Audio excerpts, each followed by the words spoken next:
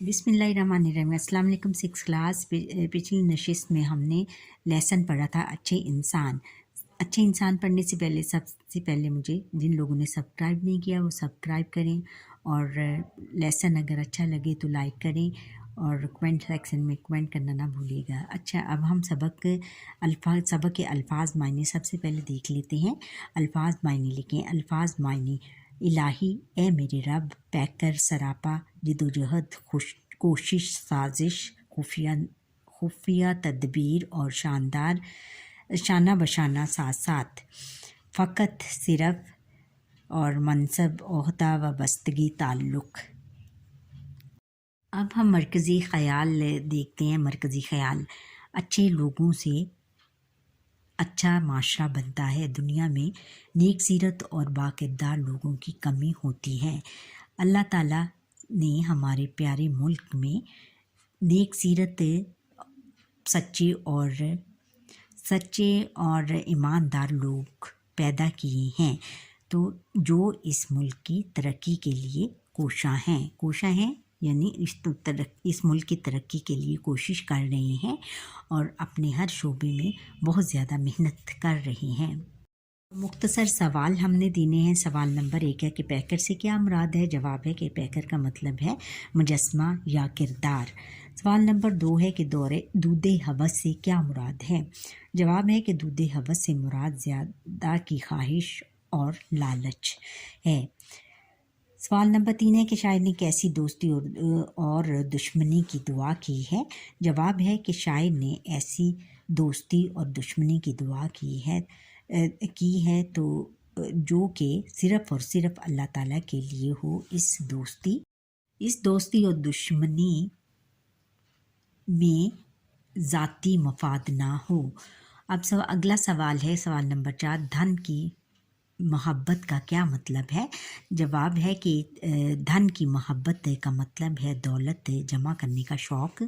और सवाल नंबर 3 है दिलों में चमन पाक हों खारो खश से। इस मिसरे में शायर की क्या मुराद है। जवाब है कि इस मिसरे से शायर की मुराद ये है कि हमारे दिल जो हैं बुराई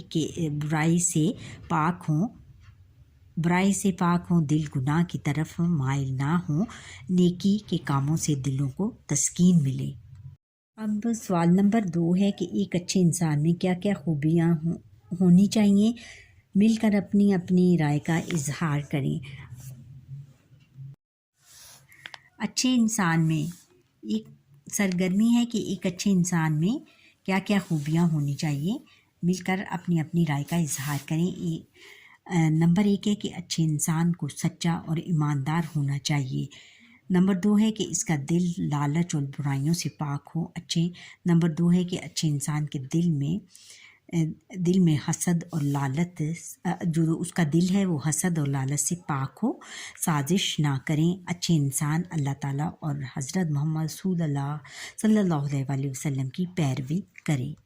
और सरगर्मी है आपके लिए बच्चों के तख्ता तहरीर पर लिखे अशार को गौर से पढ़ें और बताएं कि ये किस सिनफ़े सुखन से ताल्लुक़ रखते हैं। आप लोगों ने करना ऐसा है अपनी टीचर्स के साथ मिलकर कि अपने ब्लैक बोर्ड के ऊपर या तख्ता तहरीर पर आपने मुख्तलिफ़ अशार लिखने हैं कि पहले आपने हम्द का लिखना है और फिर उसको बताना है कि ये कौन सी सिनफ़े सुखन से है। सिनफ़े सुखन ये नज़्म की सिनफ़े सुखन है, और फिर नज़्म की कौन सी सिनफ़े सुखन है, नात है या हम्द है, और फिर ये तराना है। तराने के कोई शेर कोई अशार लिख दें और फिर उस पर लिख दें कि आपने ये बताना है। आपने ख़ुद लिखना है या उस्ताद साहब आपको लिख कर दें कि ये कौन सी सिनफ़ है। फिर आपने बताना है कि ये तराना है, मिली तराना है। फिर उसके बाद ये है कि दुआया नज़्म कौन सी है, और फिर इसमें सब मुख्तलिफ़ शुअरा के कलाम से कुछ अशार लेकर आपने तख्ता तहरीर पर लिखने हैं। ये आप करें या आपके कोई टीचर करके आपसे पूछें। अब अगला सवाल है कि इस नज़्म में नए अल्फाज तलाश करके इन्हें الف بائے ترتیب سے کاپی میں لکھیں۔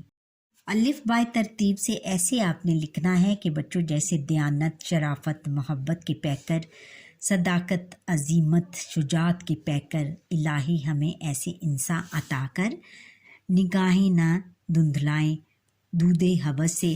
پہلے آپ نے ایک بند کے جو لفظ بائی اشعار جو ان میں ایک بند میں جو لفظ دیے گئے ہیں ان کو آپ نے الفابیٹیکلی یعنی حروف تہجی کے لحاظ سے لکھنا ہے۔ جیسے یہاں پہ دیانت ہے، دیانت شرافت، محبت، پیکر، اور صداقت، عزیمت، شجاعت کے پیکر، الہی ہمیں ایسے انسان عطا کر۔ اس میں سب سے پہلے آپ نے کیا لکھنا ہے؟ الہی، الہی لکھنا ہے۔ الہی یہ کیا ہے؟ سب سے پہلے یہ الف سے شروع ہوتا ہے، الہی۔ الہی کس کو کہا گیا ہے؟ اللہ تعالیٰ کو کہا گیا ہے۔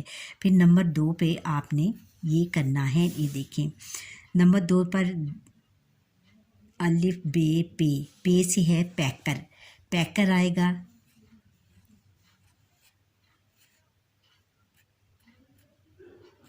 پیکر آ گیا، پیکر آ گیا۔ پھر آپ نے لکھنا ہے اس کے بعد بے پے تے سے جیم دال، بے پے تے ٹے سے جیم چے ہے خے، جیم چے ہے خے، دال، دال کا آ جانا ہے دیانت۔ پھر تیسرا ہے کہ دیانت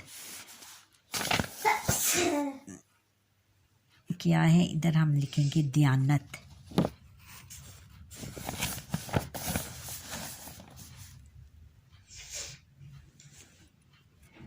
یہ دیانت آ گیا، اور پھر آگے ہم نے لکھنا ہے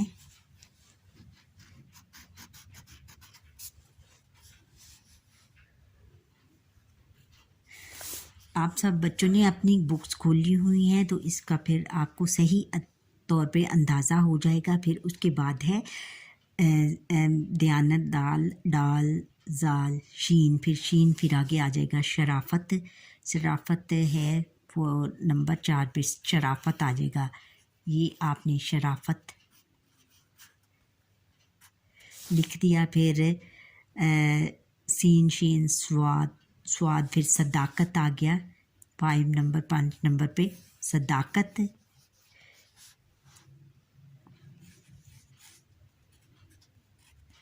صداقت۔ پھر اس کے بعد آ گیا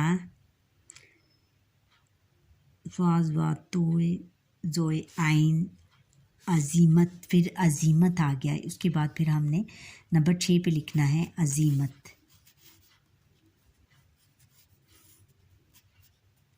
عزیمت آ گیا۔ پھر اس کے بعد ہم نے یہ لکھنا ہے شجاعت، شجاعت بھی اسی میں ہی آ جائے گا، یہ شرافت کے ساتھ ہی شجاعت آ جائے گا۔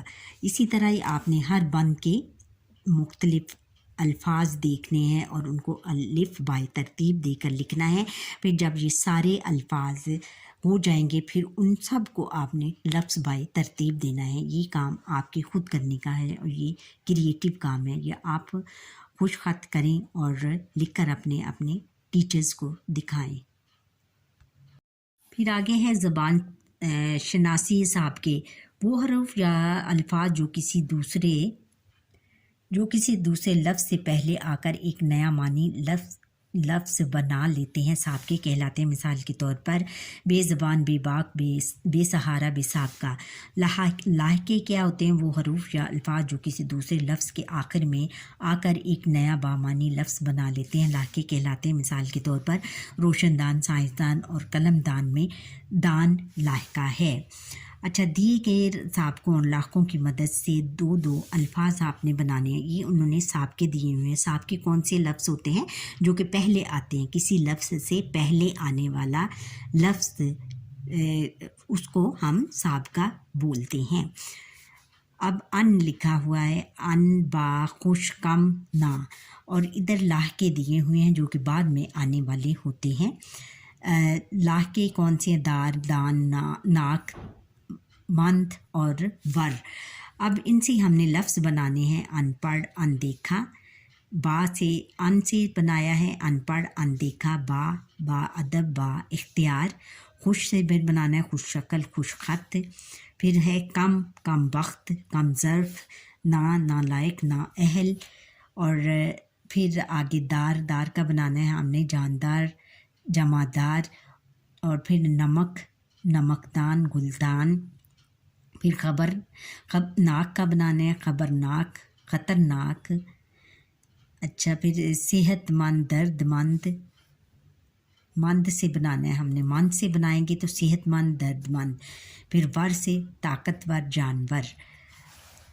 یہ ہو گیا. اب اگلا سوال نمبر 5 ہے کہ درج ذیل عبارت کو غور سے پڑھیں اور استحسانی اور تنقیدی گفتگو کو سمجھے، نیز ان کی نشاندہی کریں. استحسانی گفتگو کیا ہوتی ہے؟ جو کہ کسی کی تعریف میں بیان کی جائے اس کو ہم استحسانی گفتگو کہتے ہیں. جو بھی کسی کی کامیابی یا کسی بھی اس کا کوئی بھی کام دیکھیں، اچھا کام دیکھیں کہ اس کی تعریف میں جو بھی لفظ ہم عبارت یا جو بھی ہم پیراگراف لکھیں گے اس کو ہم استحسانی پیراگراف کہتے ہیں. اور تنقیدی کیا ہے؟ جو کہ ان کی تنقید میں لکھا گیا ہو، یعنی اس کو منع کرنے کے سلسلے میں یا پھر اس کو تنبیہ کرنے کے سلسلے میں لکھا جائے، اس کو ہم تنقیدی گفتگو کہتے ہیں. اب ہم پڑھتے ہیں، اس میں سے دیکھتے ہیں کہ استحسانی اور تنقیدی کون سی ہیں. علی ایک ذہین اور محنتی طالب علم ہے. اس نے خوب محنت کی اور امتحان میں نمایاں نمبر حاصل کیے. علی کی استانی صاحبہ نے کہا، شاباش علی، مجھے تم پر فخر ہے. اگر تم اسی طرح محنت کرتے رہے تو انشاءاللہ زندگی کے ہر میدان میں کامیاب ہوگے.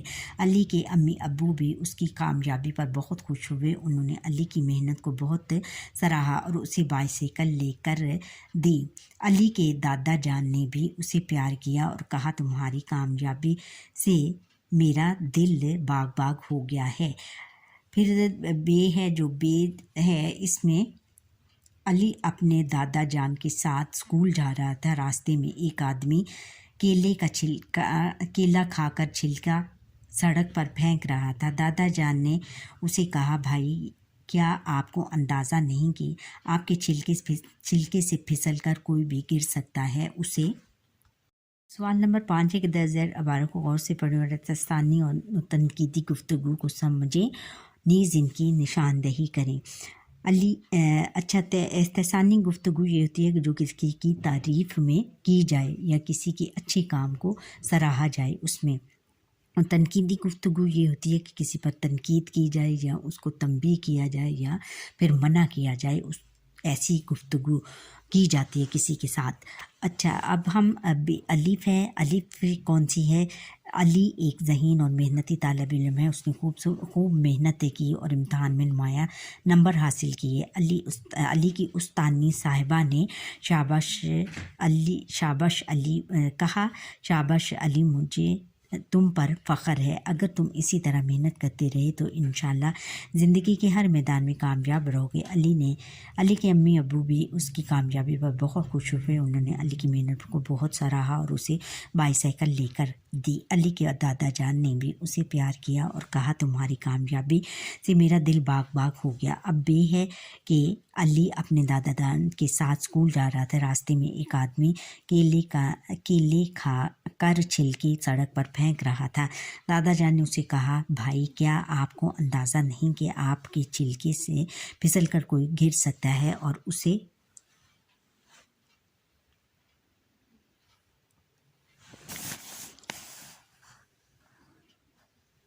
چوٹ آ سکتی ہے. آپ کی ذرا سی غفلت سے کسی کو نقصان پہنچ سکتا ہے. کیا آپ نہیں جانتے کہ یہ بڑی بری بات ہے؟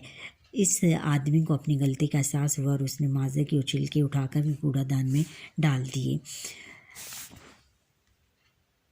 دیکھنا ہے کہ ان میں سے الف اور بے میں سے کون سی استحسانی گفتگو ہے اور کون سی تنقیدی ہے. یہ جو الف والا ہے، نمبر 1 ہے، یہ استحسانی گفتگو ہے. یہ کیونکہ کسی کی علی کی تعریف میں لکھی گئی ہے. اور بے جو ہے وہ ہے تنقیدی گفتگو، کیونکہ یہ کسی شخص پر تنقید کی گئی ہے، یعنی اس کی غلطیوں کو اس کی غلطیاں نکالی گئی ہیں، اس لیے یہ تنقیدی گفتگو ہوئی۔ اب سوال نمبر 6 ہے کہ اخبارات اور رسائل یا انٹرنیٹ کی مدد سے علامہ اقبال رحمۃ اللہ علیہ کی کوئی سی 2 نظمیں حاصل کریں اور انہیں درست تلفظ اور روانی کے ساتھ پڑھنے کی کوشش کریں۔ اس میں آپ لپیاتی ہے بچے کی دعا یعنی لپیاتی دعا، بن کے تمنا میری، اور تارک دعا، یہ غازی یہ تیرے پر اسرار بندے، یہ پڑھ سکتے ہیں، یا اور بھی انٹرنیٹ سے بہت ساری نظمیں اقبال کی لے کر روانی سے پڑھ سکتے ہیں۔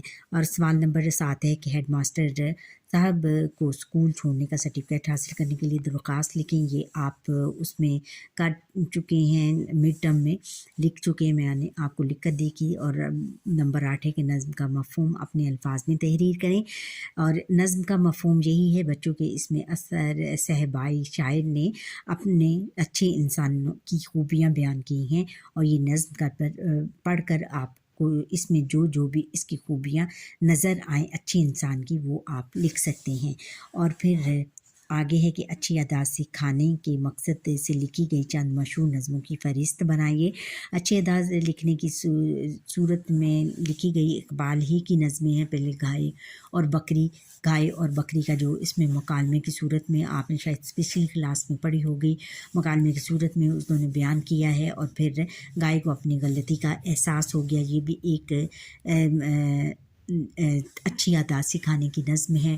اور پھر یہ ہے کہ بچے کی دعا، اس میں بھی بچے کے ذریعے دعائیہ نظم ہے، اور اس میں دعائیں کی گئی ہیں۔ پھر اور بھی اس طرح کی آپ انٹرنیٹ سے لی گئی تمام نظمیں دیکھ کر، اقبال یا کسی اور شاعر کی دیکھ کر اس کو روانی سے پڑھ سکتے ہیں۔ اب آگے ہے کہ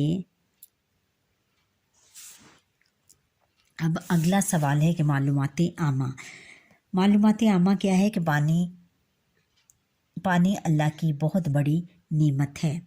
انسانوں، جانوروں اور پودوں کی زندگی کی بقا کا انحصار پانی پر ہے۔ بقا یعنی ان کی زندگی کا انحصار پاکستان سمیت دنیا بھر کے بہت سے خطوں میں پینے اور آبپاشی کے لیے استعمال ہونے والے صاف پانی کے ذخائر میں تیزی سے کمی واقع ہو رہی ہے، جو کہ ہماری بقا کے لیے بڑا مسئلہ بن سکتا ہے۔ چنانچہ ہمیں اپنے پانی کے پانی کے ضائع ہونے، غیر ضروری استعمال سے پرہیز کرنا چاہیے، اور پانی ذخیرہ کرنے کے لیے زیادہ سے زیادہ ڈیم بنانے چاہیے تاکہ ہماری آئندہ نسلیں اس عظیم نعمت سے محروم نہ ہوں۔